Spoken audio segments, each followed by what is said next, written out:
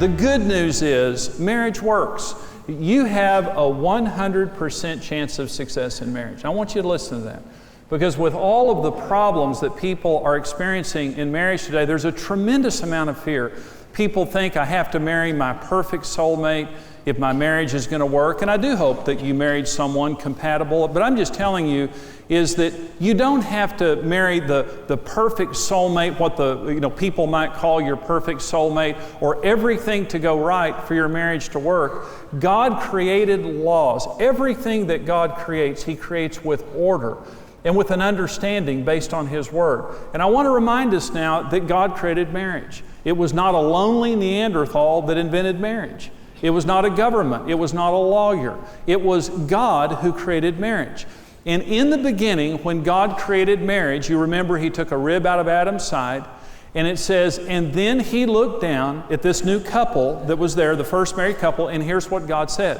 For this cause a man will leave his father and mother, and will cleave unto his wife. They two shall become one flesh, and it says, the man and his wife were both naked and unashamed. Now, when you read that in the Bible, it sounds nice, and it's something many times that we hear at weddings or something like that. But a lot of times we don't really understand. Those are the laws of marriage. And let me tell you about these now. They're no respecter of persons. If you're the best Christian on earth and you break these laws, it'll break your marriage. It says a man shall leave his father and his mother and shall cleave unto his wife. The word cleave, it's not a normal word in our language, but the word cleave means to pursue with all of your energy. It literally means work, that you have to work. And it's a real simple formula. Marriage is work. Marriage only works when we work at it. And so a lot of people, what happens is, this is human nature, we work at the relationship until we know that we've got the affection of the other person, then we typically get lazy. When Karen and I first started dating, I was 16 years old. We met in biology class when we were sophomores in high school. I thought Karen was gorgeous, and I asked her out to a Three Dog Night concert. That tell you how long ago that was. I think they're making a comeback right now, which is real special to us. But I asked Karen to a Three Dog Night concert. I worked at Scrub-A-Dub Car Wash, and my job was wiping off cars. And so when I asked, and I was just a dumb 16-year-old kid, but I remember when I asked Karen out, that night when I picked her up, I was at my absolute best. First of all, I washed my car.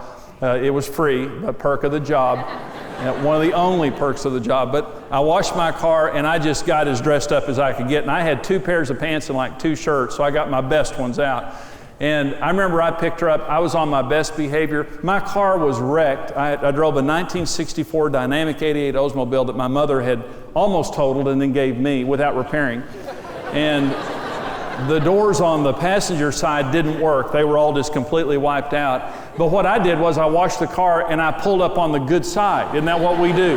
Now listen, it was months before she knew there was a bad side to the car, because everywhere we went I strategically parked to where she could only see the good side of me too. And so I remember I went to pick her up at the door. I walked up the door to pick her up, and I was just on my very best behavior. And, that's when you drive carefully, guys. I mean, I would just drive so carefully, hit a little bitty bump, and I would say, are you okay? I'm fine, And 2 years later, I'm hitting big ditches saying, toughen up and stop griping about it. I'm sick of it. Shut your mouth, woman. But I worked so hard in the beginning. That's why you fell in love. It's why you fell in love. You fall in love because you work at it. You fall out of love because you take each other for granted. I saw a guy one day that I worked with, and a very nice guy, but I saw a guy one day that came into our business before I came in the ministry. And this guy looked great. He just, not that he was a bad-looking guy before, but when he came in this particular day, he had slimmed down, he had new clothes on, just really looked good. And I said, boy, you look good. You been working out? And he said, yeah, I'm divorced. And that's why I'm sorry to hear that. And he said, well, if I'm going to catch a woman, I better get in shape. Well, here's my point. I wonder what would have happened to his first marriage if he would have given the same energy to his original wife that he did to a stranger. He was working himself hard for someone he didn't even know. Saying, well, if I'm going to please this Miss Unknown out there, I better get in shape.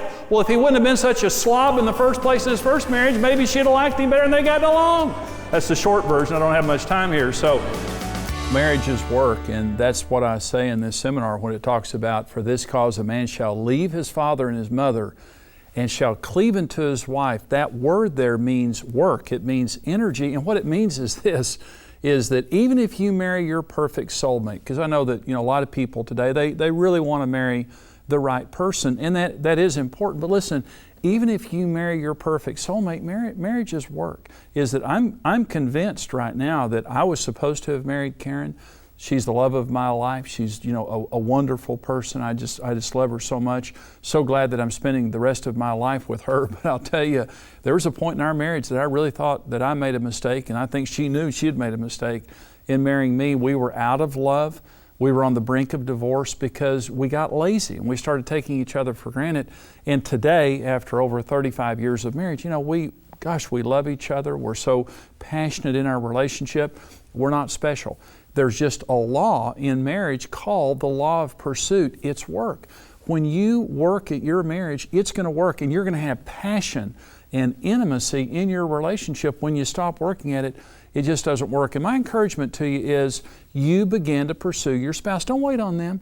Don't wait on them to do the right thing. I love the statement that the best person does the right thing first.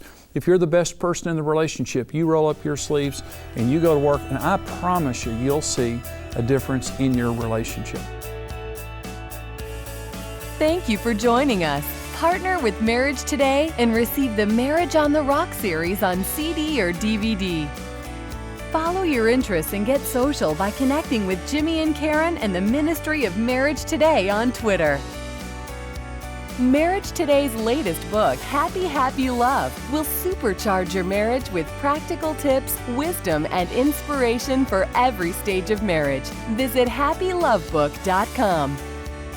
Become a rock-solid partner today and equip yourself with the tools you need for a successful marriage. $14, $28, or $56 per month. Choose the partnership level that's right for you. Become a rock-solid partner today.